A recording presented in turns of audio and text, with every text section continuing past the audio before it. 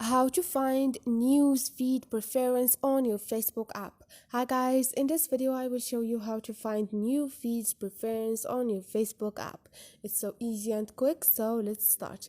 First thing, go to your Facebook and now click on those three lines up there and click on the setting icon beside the search icon and click on news feed, and now you have news feed preference, which is favorite and follow, reconnect or snooze.